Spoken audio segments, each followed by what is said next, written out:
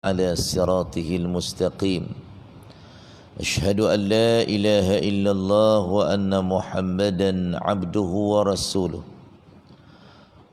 اللهم صل وسلم على حبيبنا وشفيعنا محمد الأمين خاتم الأنبياء والمرسلين وعلى آله وأصحابه أجمعين. قال سبحانك لا علم لنا إلا ما علمتنا إنك أنت العليم الحكيم. اللهم فقهنا في الدين، اللهم فقهنا في الدين، اللهم فقهنا في الدين وعلمنا التأويل واهدنا إلى صراطك المستقيم. أما بعد. Saya muliakan Tuan Pengerusi Masjid, Timbalan Pengerusi Masjid, Tuan Bilal, seluruh ahli jawatan kuasa masjid yang ada, tuan-tuan haji, puan-puan hajjah, tuan-tuan dan puan-puan muslimin dan muslimat, para jamaah yang dirahmati Allah sekalian. Alhamdulillah, pertama-tamanya dan selama-lamanya marilah kita bersama-sama merakamkan setinggi-tinggi kesyukuran kepada Allah Subhanahu wa taala kerana kita masih lagi diberikan peluang keemasan oleh Allah Subhanahu wa taala untuk terus menikmati dan mengecapi nikmat penghidupan di atas muka bumi Allah Subhanahu wa taala ini. Lebih-lebih lagi diberikan peluang oleh Allah Subhanahu wa taala untuk menikmati penghidupan di bulan kelahiran baginda sallallahu alaihi wasallam, bulan Rabiul Awal. Dan alhamdulillah pada hari ini, pada pagi ini, kita sudah memasuki hari yang ke-15 Rabiul Awal. Jadi kita bersyukur kepada Allah Subhanahu wa taala peluang yang dianugerahkan oleh Allah Subhanahu wa taala ini. Moga-moga dapat sama-sama kita syukuri, lebih-lebih lagi dengan hidayah atau taufik yang dianugerahkan oleh Allah Subhanahu wa taala, dapat sama-sama kita syukuri dengan kita cuba berusaha melaksanakan segala sunnah Rasulullah sallallahu alaihi wasallam. Dan alhamdulillah pada pagi ini Allah taala pilih kita berpagi-pagi sudah mencari keredaan Allah Subhanahu wa taala. Seterusnya dapat bersama-sama berada di rumah Allah, dapat melaksanakan sunnah Rasulullah sallallahu alaihi wasallam, menunaikan salat fardu subuh secara berjamaah. Moga-moga diterima oleh Allah. Taqabbalallahu minna wa minkum ya karim. Dan seterusnya Allah taala pilih kita untuk terus beramal dengan sunnah Rasulullah sallallahu alaihi wasallam, bersama-sama duduk dalam majlis ilmu Allah Subhanahu wa taala. Lebih-lebih lagi kita berada dalam majlis ilmu yang amat mulia kerana kita mempelajari akan kepribadian baginda sallallahu alaihi wasallam melalui kitab Asy-Syama'il Muhammadiyah ini, insya-Allah. Jadi insya-Allah pada pagi ini kita akan membicarakan satu lagi tajuk kecilnya, iaitu satu bab ma jaa fi sifati wudu'i Rasulillah sallallahu alaihi wasallam 'inda ta'am. Bab yang membentangkan tentang hadis-hadis berkaitan dengan wudu' Nabi sallallahu alaihi wasallam ketika makan, iaitu sebelum makan dan selepasnya. Jadi sebelum kita nak teruskan pengajian kita ini, terlebih dahulu marilah sama-sama kita membuka majlis dengan kita berselawat ke atas Nabi sallallahu alaihi wasallam, dan seterusnya sama-sama kita membaca Ummul Kitab. Moga-moga pengajian kita dipermudahkan oleh Allah untuk kita memahami dan beramal dengannya, insya-Allah. Allahumma salli ala Sayyidina Muhammad wa ala ali Sayyidina Muhammad. اللهم صل على سيدنا محمد وعلى آل سيدنا محمد. اللهم صل على سيدنا محمد وعلى آل سيدنا محمد. اللهم صل على سيدنا محمد وعلى آل سيدنا محمد. اللهم صل على سيدنا محمد وعلى آل سيدنا محمد. اللهم صل على سيدنا محمد وعلى آل سيدنا محمد. اللهم صل على سيدنا محمد وعلى آل سيدنا محمد. اللهم صل على سيدنا محمد وعلى آل سيدنا محمد. اللهم صل على سيدنا محمد وعلى آل سيدنا محمد. اللهم صل على سيدنا محمد وعلى آل سيدنا محمد. اللهم صل على سيدنا محمد وعلى آل سيدنا محمد. اللهم صل على سيدنا محمد وعلى آل سيدنا محمد. أعوذ بالله من الشيطان الرجيم. بسم الله الرحمن الرحيم. الحمد لله رب العالمين الرحمن الرحيم مالك يوم الدين. إياك نعبد وإياك نستعين. اهدنا الصراط المستقيم صراط الذين أنعمت عليهم غير المغضوب عليهم ولا الضالين.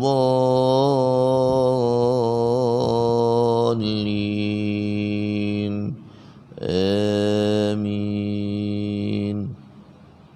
الحمد لله. Barakallahu lana wa lakum jami'a.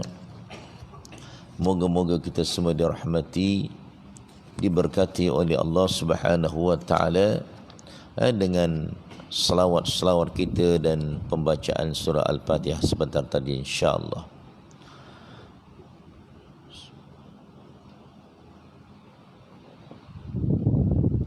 Jadi tuan-tuan dan puan-puan muslimin dan muslimat yang dirahmati Allah sekalian,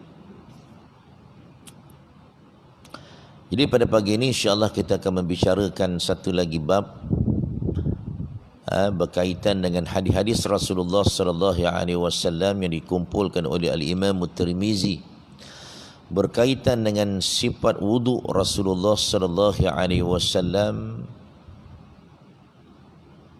ketika makan, iaitu sebelum makan dan selepasnya. Jadi tuan-tuan dan puan-puan muslimin dan muslimat yang dirahmati Allah sekalian, wudu ni tuan-tuan asal daripada perkataan bahasa Arab al-wada'ah. Wada'ah ni maknanya cahaya. Orang yang berwudu, ia akan memberikan cahaya kepada anggota wudunya. Kerana apa tuan-tuan? Kerana apabila kita mengambil wudu, segala dosa-dosa anggota wuduk kita diberikan keampunan oleh Allah Subhanahu wa taala. Kita basuh muka je, dekat muka tu ada mata, masuk air dalam hidung, berkomor-komor, segala anggota di muka tadi semua Allah Taala ampunkan, Allah Taala hapuskan.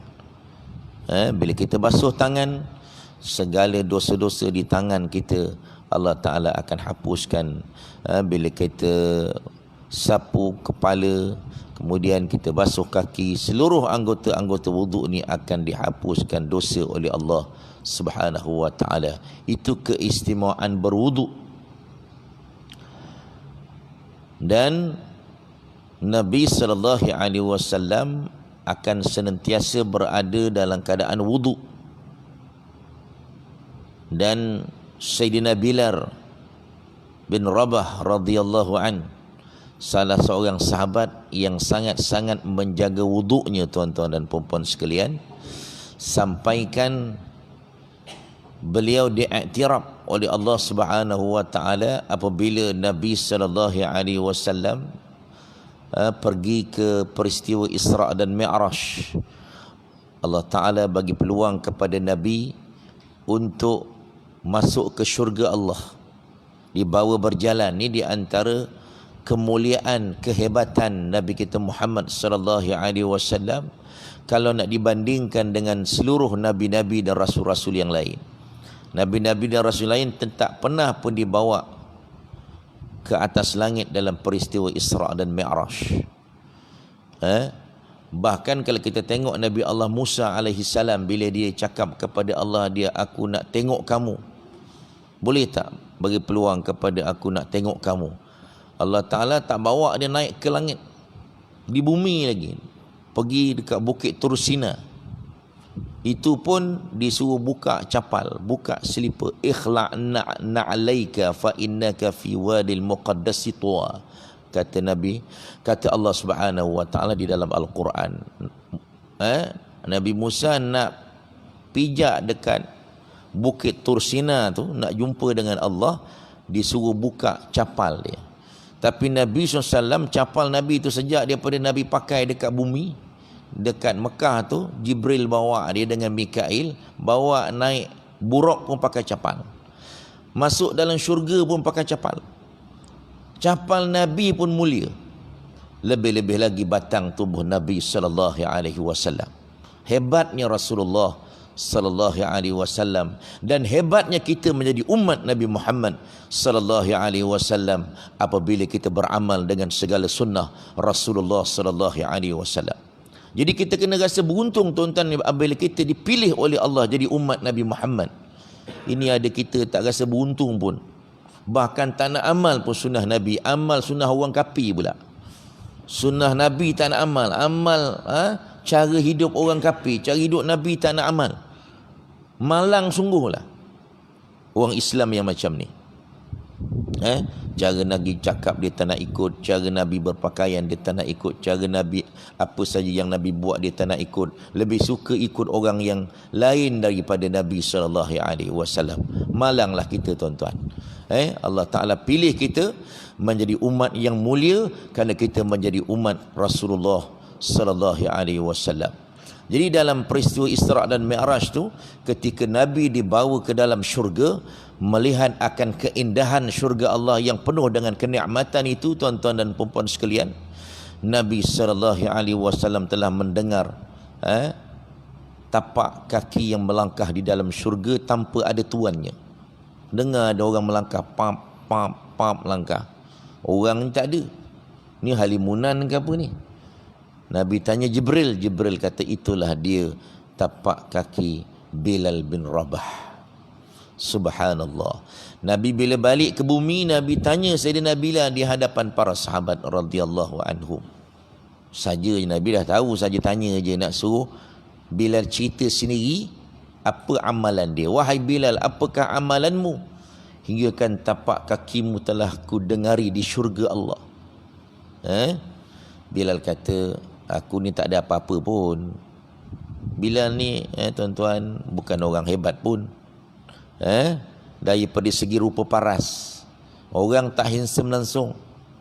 Orang kulit hitam, rambut keriting, lepas tu kulit hitam legam pula tu.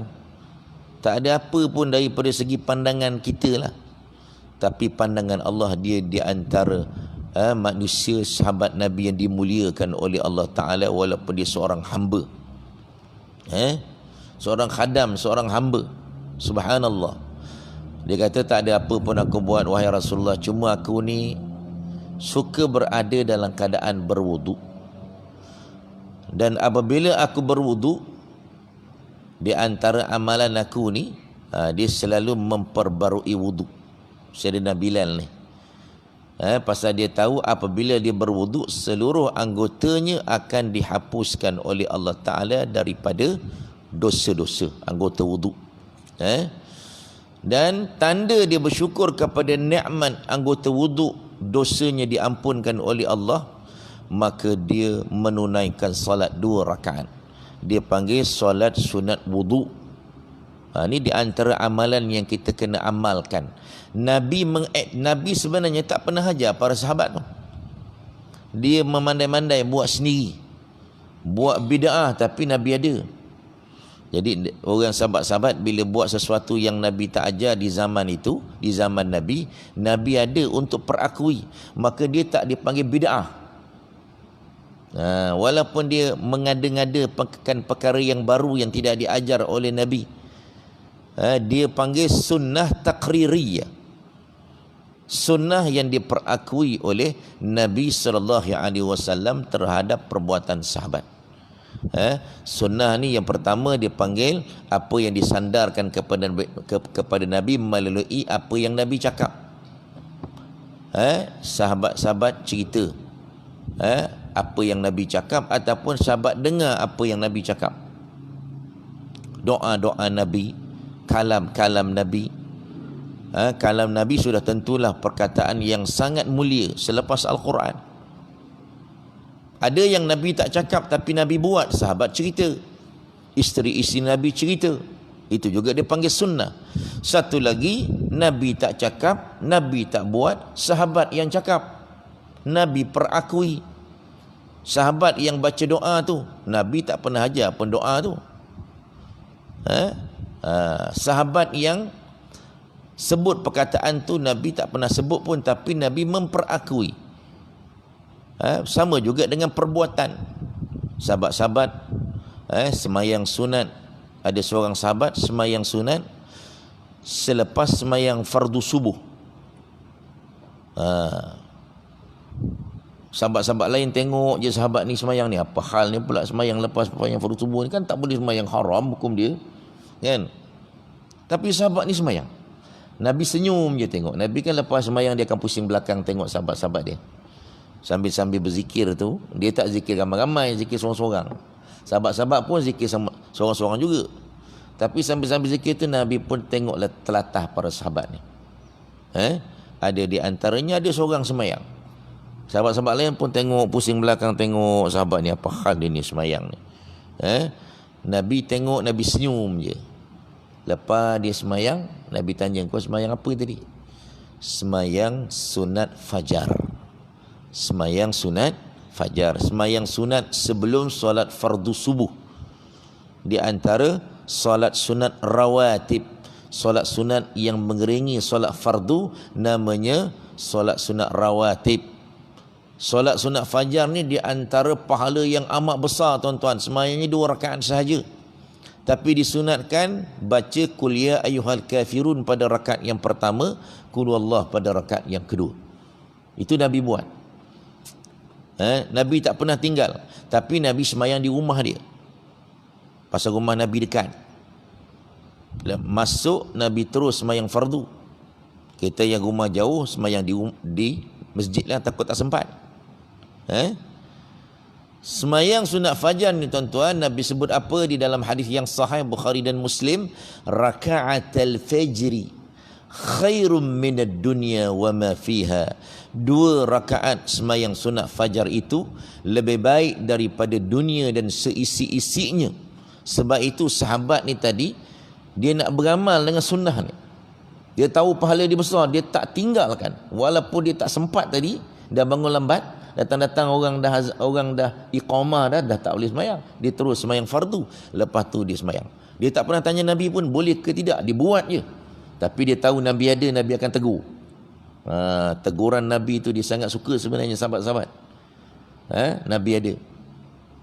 Nabi kata boleh, tak ada masalah. Jadi itu di antara pasal pahalanya besar, boleh kita qadakkan, niat qadak. Pasal apa qadak? Pasal dah habis waktu. Waktunya sebelum, bukan selepas. Kalau tuan-tuan tadi tak sempat, sekarang masa sunat isyraq boleh sembahyang. Niat 2 in 1, 2 dalam 1. Ataupun nak asingkan, tak ada masalah. Kalau malas, asing 2 dalam 1 terus. Kalau malas, tak ada masa nak ringkas, terpulang. Tapi boleh maknanya. Okey, itu dia panggil sunnah takririyah yang sahabat buat, Nabi perakui. Banyak tuan-tuan di zaman Nabi.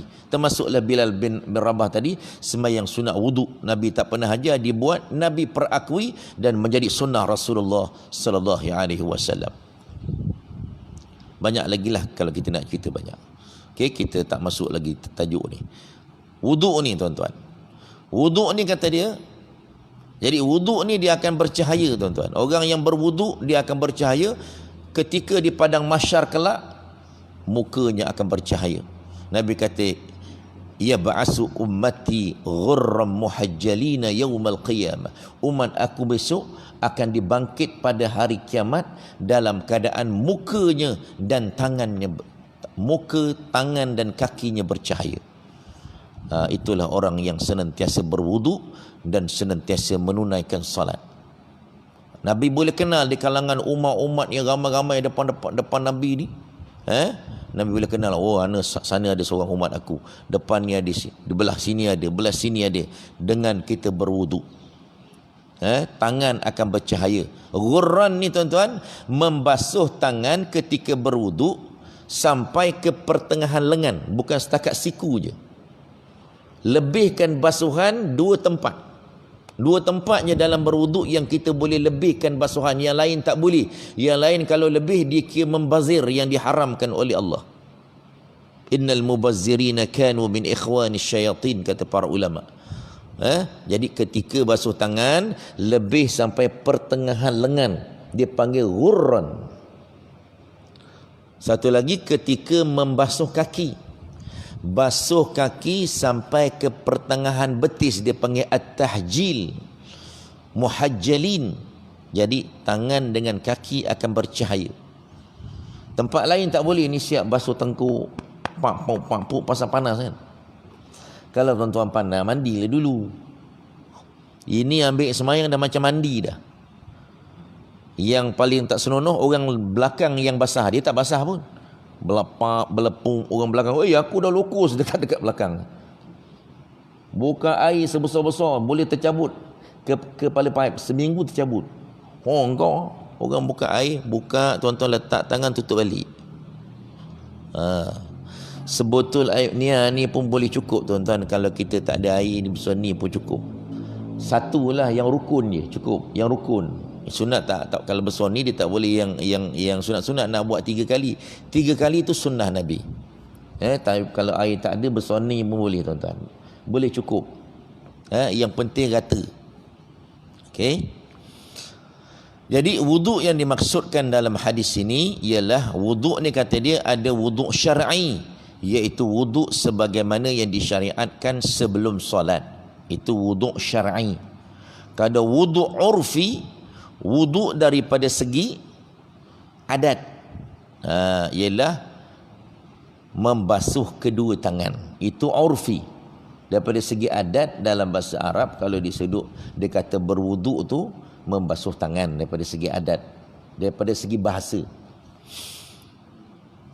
Wuduk mengikut pengertian pertama, yakni wuduk syar'i, tidak dilakukan oleh Nabi sallallahu alaihi wasallam ketika makan, sebagaimana yang dipahami daripada hadis yang pertama, yang kedua di bawah ni, kata dia. Adapun wuduk urfi, yakni membasuh tangan, adalah digalakkan oleh Nabi sallallahu alaihi wasallam sebagaimana dalam hadis yang ketiga nanti. Hadis yang pertama, hadis 175, wuduk, tajuknya wuduk sebelum salat. Ani bin Abbas radhiyallahu anhuma anna Rasulullah sallallahu alaihi wasallam kharaja minal khala'i. Satu hari Rasulullah SAW keluar daripada khala', daripada tandas. Khala' ni tuan-tuan, khala' ni maknanya tempat kita bersendirian, tempat sunyi seorang-seorang. Itu tempat yang kita kena duduk seorang-seorang. Khala' ni. Orang lain tak boleh duduk sama. Tapi kalau dalam bilik air rumah boleh sekali, tak ada masalah. Nabi sunnahnya mandi sama dengan isteri dia. Aisyah kata, aku cedokkan Nabi, aku jerus Nabi, Nabi jerus aku. Itu sunnah Rasulullah SAW, nak mengeratkan hubungan suami isteri. Okey. Faqurriba ilaihi ta'am, selepas daripada keluar daripada tempat buang air ni, lalu dihidangkan kepada Nabi makanan. Maka para sahabat bertanya kepada Nabi, faqalu ala na'tika biwudu'in, adakah perlu kami bawakan air wuduk kepada kamu wahai Rasulullah? Baginda menjawab, qala innama umirtu bil wudu'i iza qumtu ila salati, sesungguhnya aku hanya disuruh mengambil wuduk apabila aku hendak mengerjakan solat. Jadi wuduk ni yang disyariatkan sebelum solat. Jadi hadis ini menceritakan bahawa setelah Nabi SAW selesai membuang air yang sudah tentunya akan membatalkan wuduk, baginda makan makanan yang dihidangkan kepadanya tanpa mengambil wuduk terlebih dahulu. Apabila ditanya, baginda menjawab, wuduk hanya untuk mengerjakan solat. Jadi pengajarannya, hadis ini menunjukkan bahawa kita tidak dituntut, tidak diminta, tidak dituntut mengambil wuduk ketika hendak menikmati makanan, sama ada tuntutan wajib maupun sunat. Yakni tidak diwajibkan juga tidak disunatkan. Sebelum makan tak dapat pahala sunat pun wajib lagi tak ada lah. Kalau kita ambil wuduk sebelum makan, tidak disunatkan pun tak dapat pahala. Wuduk yang dimaksudkan ialah wuduk syar'i, iaitu wuduk sebagaimana untuk solat. Adapun wuduk dalam pengertian urfi daripada segi adatnya, iaitu membasuh tangan, adalah digalakkan, yakni disunatkan. Okey, sebagaimana hadis 177 nanti disebut.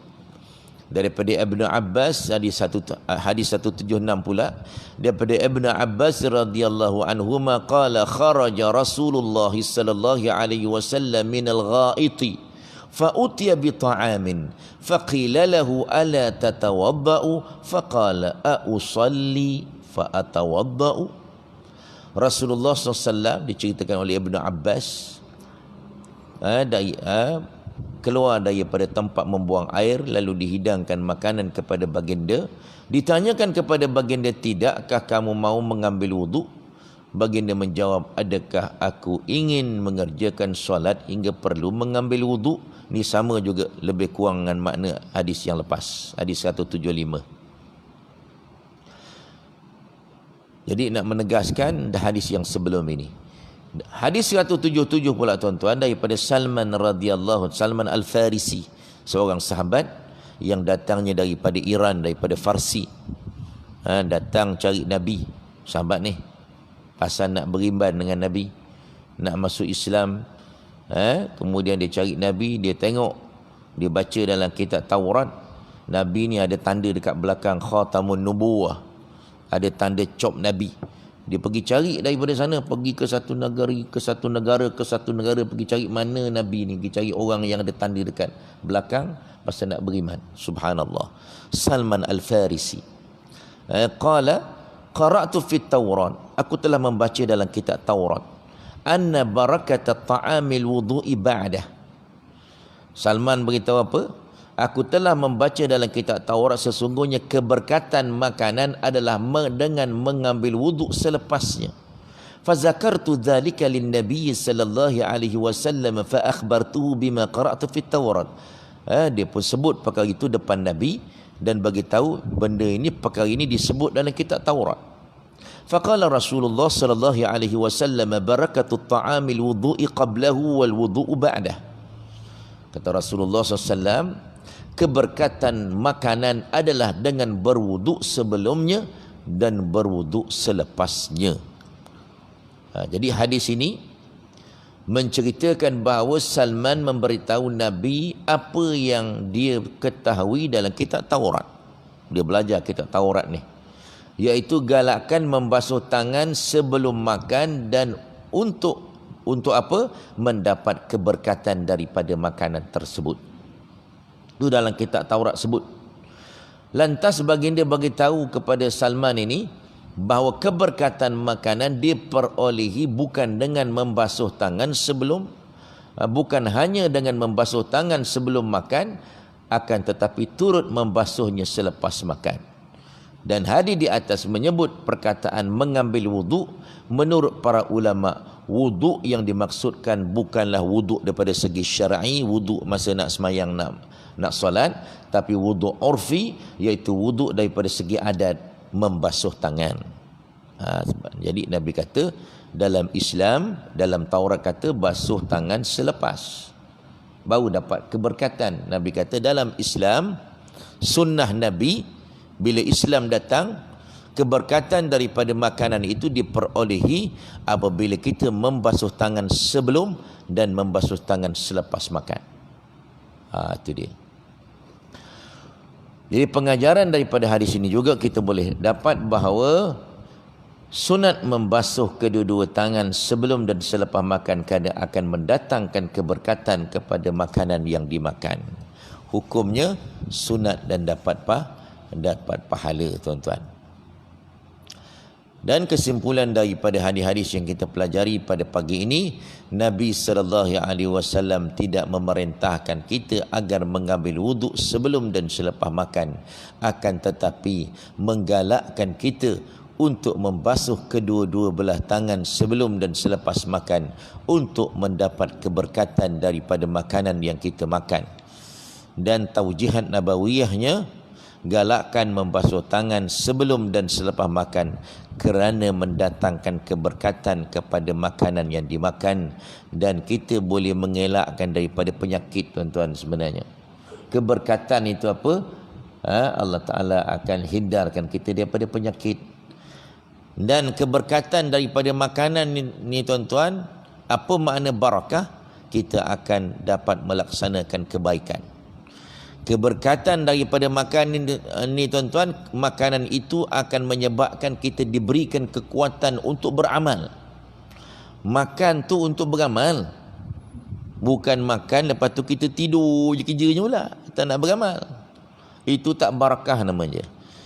Jadi bila kita makan ni untuk bagi kekuatan untuk kita beramal, mendekatkan diri kepada Allah. Sebab itu tak boleh makan sampai kenyang-kenyang sangat, sampai menyandau-nyandau. Dah berpuluh kali berdeuk dah. Pasal apa? Terlampau nok kenyang. Dia tak boleh macam tu. Pasal dia akan menyebabkan kita perut berat, menyebabkan kita mata nak terlelap. Bila perut dah berat, mata nak lolap je kerjanya. Belum makan pun dah lelap, kalau dah makan lagi lelap lah. Kan? Itu dia tuan-tuan. Sebab itu makan dia tak boleh banyak. Okey? Jadi sebenarnya dalam hadis ini juga nak beritahu kepada kita, sunnah Nabi senantiasa membasuh tanganlah sebelum dan selepas makan. Dan hadis ini juga tidak menafikan bahawa Nabi SAW sebenarnya senantiasa berada dalam keadaan wuduk sebagaimana Sayyidina Bilal. Walaupun perkara itu bukan sunat, tapi sebenarnya Nabi senantiasa berada dalam keadaan wuduk. Ada beberapa ketika saja Nabi nak beritahu kepada sahabatnya sebenarnya nak makan ni tak perlu ambil wuduk. Tapi pada ketika-ketika yang lain sebenarnya Nabi senantiasa berada dalam keadaan wuduk, sebagaimana yang diamalkan oleh Sayyidina Bilal. Senantiasa memperbarui wuduk, walaupun wuduk tak batal lagi, dia dah ambil dah. Pasal nak supaya dapat dihapuskan dosa. Itu dia kelebihan berwuduk ni. Jadi biarlah kita ni senantiasa berada dalam keadaan wuduk. Dah batalnya ambil wuduk lagi, dah batalnya ambil wuduk. Lepas tu amalkan semayang sunat wuduk. Dia tak ada masa dia tuan. Ambil wuduk je boleh semayang. Tak ada masa yang diharamkan. Tak ada masalah. Sebagaimana kita sembahyang sunat tahiyatul masjid, bila-bila pun kita boleh sembahyang. Hukum dia. Dan kalau kita kita semayang sunat fajar, kita boleh niatkan sekali semayang sunat, wuduk boleh masukkan sekali. Kalau nak asing pun boleh, nak masukkan sekali pun boleh, tak ada masalah. Kalau semayang sunat tahiyatul masjid, Allah Ta'ala akan bagi walaupun kita tak niat. Bila kita semayang sunat qabliyah, subuh tadi, orang dah azan, semayang sunat qabliyah itu tuan-tuan, sebenarnya kita niat qabliyah tak payah niat sunat sunat tahiyatul masjid pun Allah Ta'ala tetap bagi, automatically dapat. Tapi semayang sunat wuduk kena niat. Kenapa? Apa beza tu? Pasal semayang sunat tahiyatul masjid, Nabi pernah beritahu dalam hadis dia, Nabi berkata, iza dakhala ahadukumul masjidah, bila seseorang itu masuk saja masjid, fala yajlisa, jangan sekali-kali diduduk, hatta yusalli raka'ataini tahiyyatan lil masjid, sehinggalah dia semayang 2 rakaat. Nampak? Nabi cakap secara umum tu 2 rakaat, semayang 2 rakaat. Jadi kalau kita dah semayang kat rumah, dah semayang sunat fajar tadi kat rumah sebagaimana amalan Nabi yang semayang di rumah dia, kita masuk masjid, kita jangan duduk tuan-tuan. Kita terus tunggu orang iqamah, terus semayang fardu, tetap dapat pahala tahiyatul masjid. Pasal Nabi kata jangan duduk sehingga kamu semayang. Semayang tu tak kira semayang apa pun. Walaupun kita semayang tu semayang 4 rakaat, semayang 3 rakaat, kena semayang maghrib, semayang zuhur, semayang asar, semayang isyak, tetap dapat pahala tahiyatul masjid tu dimasukkan oleh Allah di dalam semayang fardu. Syarat jangan duduk. Ni lambat sangat kita pun duduk, habislah. Duduk habis. Sebab tu Nabi lepas je sahabat-sahabat semayang sunat, Bilal akan panggil Nabi. Rumahnya sebelah aja. Panggil Nabi, dah boleh dah, orang sudah semayang sunat fajar. Nabi pun keluar, terus iqamah, terus semayang. Sebab itu tugas Bilal sebelum azan dia kena minta izin pada imam. Imam dah boleh tak? Pasal yang nak mulakan solat ni imam, bukan Bilal. Jadi bukan sunnahnya tuan-tuan Bilal panggil sop, itu bukan sunnah.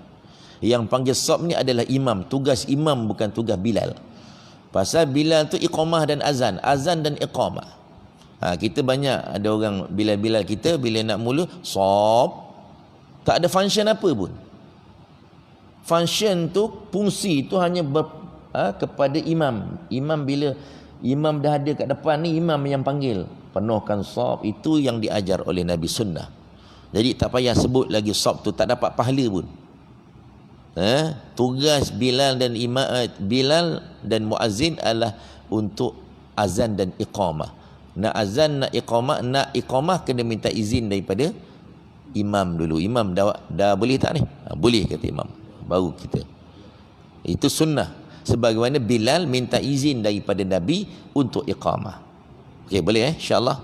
Okay, itu saja insya-Allah untuk kali ini berkaitan dengan wuduk ataupun membasuh tangan sebelum makan dan selepasnya insya-Allah. Ada soalan? Tukang soal tak ada ini. Orang lain boleh soal, tak ada masalah. Biasa kalau tukang soal ada, orang lain tak dapat soal kan. Soal je, tak ada masalah. Boleh tanya. Okey, ada? Tak ada Faham belaka, insyaAllah. Alhamdulillah. Nanti akan datang bab ke-28, kita belajar ucapan Rasulullah sebelum dan selepas makan pula. Okey, insyaAllah moga-moga pengajian kita ni pada pagi ini dirahmati, diberkati oleh Allah. Kita boleh faham dengan baik dan kita boleh amalkan insya-Allah. Biasa-biasakan basuh tangan sebelum makan. Kita ustaz, saya ni makan pakai garpu, pakai sudu, tak payah basuh tangan lah. Pasal kita tak basuh tangan, pasal apa? Dah makan pakai sudu, tu yang tak basuh tangan tu.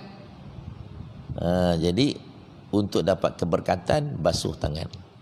Lepas tu pakai ada tangan. Pakai tangan. Kecuali kita makan mi ke, makan benda-benda yang halus-halus tu, kena pakai garpu tu pulang lah. Kalau nak pakai sudu kan. Tapi kalau yang terbaiknya ikut sunnah Rasulullah sallallahu alaihi wasallam dan sunnah menjilat jari. Kalau kita makan pakai sudu tuan-tuan, kalau kita jilat jari dah jilat sudu tu dah pelik. Betul tak? Dia tak sama dengan kita makan pakai jari. Ni menggunakan jari, kita jilat jari dia tak pelik. Pasal ni sunnah. Bila kita makan pakai sudu, kita nak jilat sudu. Oh, kata teruk nong kau ni, ya Allah, lapar benar nampak. Dia tak sama dengan kita jilat jari kita. Dan kelebihan dia ada dapat kekuatan ni, dapat kesihatan dengan kita menjilat jari ni. Subhanallah. Okey. Jadi kita insya-Allah itu saja. Yang baik itu datang daripada Allah Subhanahu wa taala. Moga kita sama-sama dapat beramal dengan sunnah Rasulullah sallallahu alaihi wasallam. Kita berada di bulan Maulid ni tuan-tuan, perbanyakkan beramal sunnah. Banyakkan selawat. Wajibkan satu hari berapa kali nak selawat. Selawat ni mula dengan bulan ni lah. Kalau bukan bulan Nabi lahir ni, bila lagi bulan ni? Mula daripada bulan ni, mohon kekuatan daripada Allah. Mula pada bulan kelahiran Nabi ni, aku nak amalkan selawat setiap hari berapa? Kalau 100 lah. Jangan, walaupun benda tu tak wajib, tapi kita wajibkan diri kita. Kalau kita rasa tak boleh banyak, 100 dulu. Janganlah 10. 10 tu saya dah ajak tuan-tuan sebelum kita belajar kan. Tapi sekurang-kurangnya 10 tu. 10 tu pun boleh dapat syafaat dah. Tapi lebihkanlah sikit. Teruk no kita ni. Jadi umat yang mulia ni tiba-tiba kita nak dapat syafaat daripada Nabi 10 je. Lebihkan sikit. Satu hari wajibkan dia. Aku mesti 100. Kalau tak habis 100, kita rasa macam tak sedap, macam tak selesa. Macam lapar je. Macam orang tak makan lagi. Macam tu rasanya. Rasa macam menyesal lebih-lebih lagi macam para sahabat. Rasa menyesal kalau tak dapat selawat. Kalau nak hebat lagi, 1000 kali sehari. Mula-mula buat 100 dulu tengok. Boleh tak? Lepas tu kita upgrade lah 200. Naikkan, upgrade. Amalan ni kena senantiasa ada upgrade, peningkatan. InsyaAllah tuan-tuan, moga-moga dengan amalan sunnah Nabi ini, besok kita dikenali oleh Nabi kita sebagai umatnya insya-Allah. Itu sahaja. Dah boleh dah untuk kita sembahyang sunnah isyraq ni di antara sunnah Nabi juga tuan-tuan. Jangan lupa sembahyang sunnah isyraq di tempat kita sembahyang fardu subuh. Pahalanya seolah-olah kita mengerjakan haji dan umrah yang sempurna. Nabi ulang 3 kali. Jadi kalau dah batal wuduk, turun balik, ambil air sembahyang, jangan terus turun balik. Mayang kat rumah dapat ke pahala, tapi pahala tak sama. Nak dapat pahala haji dan umrah yang sempurna, sembahyang di masjid. Tempat kita sembahyang subuh berjamaah di masjid, bukan di rumah, di masjid. InsyaAllah. Wallahu alam. Kita tangguh dengan baca surah wal asri dan tasbih kafarah. Bismillahirrahmanirrahim. Wal asri innal insana lafi khusr lilladzina amanu wa amilus salihat wa tawassaw bil haqqi wa tawassaw bis sabr. Subhanakallahumma wa bihamdika asyhadu an la ilaha illa anta astaghfiruka wa atubu ilaik. A'udzu billahi minasyaitonir rajim. Bismillahirrahmanirrahim. Alhamdulillahi rabbil alamin. Wassalatu wassalamu ala rasulihil amin wa ala alihi wa sahbihi ajma'in. Ya Rabbana lakal hamdu kama yanbaghi li jalali wajhika wa azimi sultanik. Allahumma anfa'na bima 'allamtana wa 'allimna ma yanfa'una wa zidna min 'ilmika ya rabbal alamin. Allahumma arzuqna fahman nabiyyin wa hifzal mursalin wa ilhamal malaikatil muqarrabin fil 'afiyati ya arhamar rahimin. Allahumma arzuqna mutaba'atan nabiy Muhammadin sallallahu alaihi wasallam awwalan wa akhiran wa zahiran wa batinan wa qawlan wa fi'lan wa ibadatan wa 'amalan salihan. Wa sallallahu ala sayyidina Muhammad walhamdulillahi rabbil alamin. Taqabbalallah.